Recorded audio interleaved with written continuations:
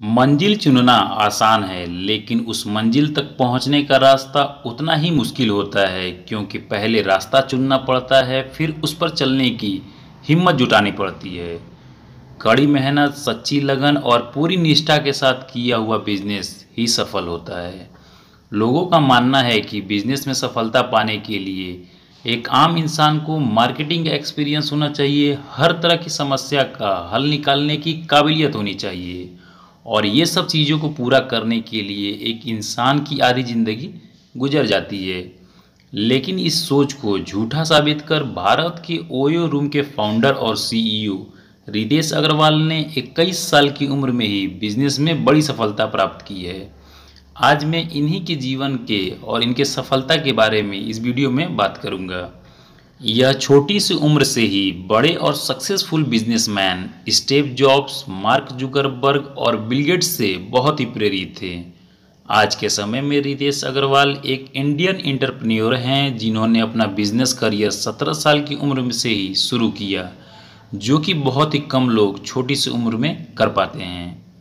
इनका जन्म 16 नवंबर 1993 को मड़वारी परिवार में विषमकटक, उड़ीसा में हुआ था। इनके पिता इंफ्रास्ट्रक्चर कॉरपोरेशन के साथ मिलकर काम करते हैं और इनकी माता एक हाउसवाइफ हैं और यह 3 भाई बहन हैं।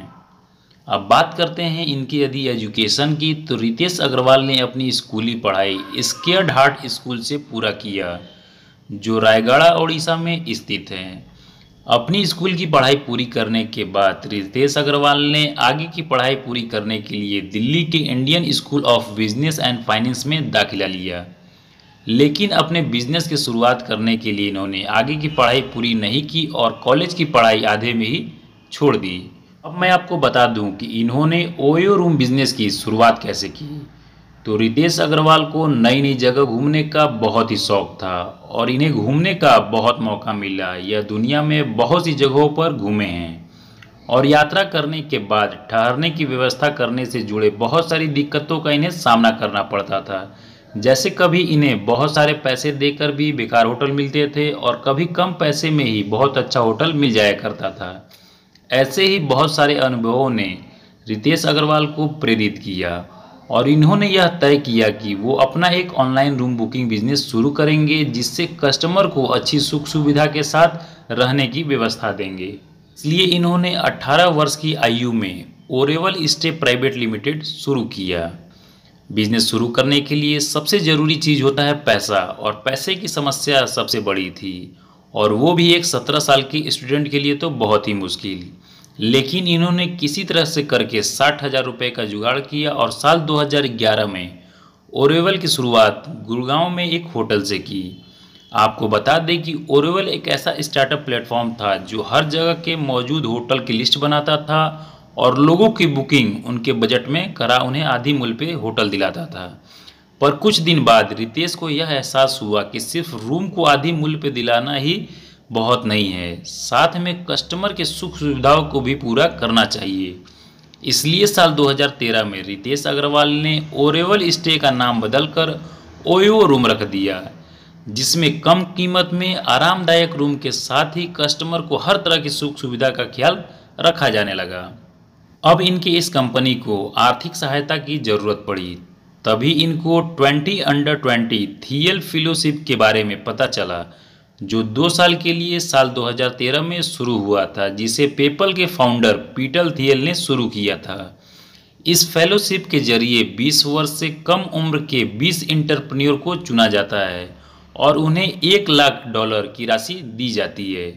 इस फेलोशिप के बारे में जानकर रितेश अग्रवाल बहुत ही खुश हुए और इन्होंने इसके लिए आवेदन किया।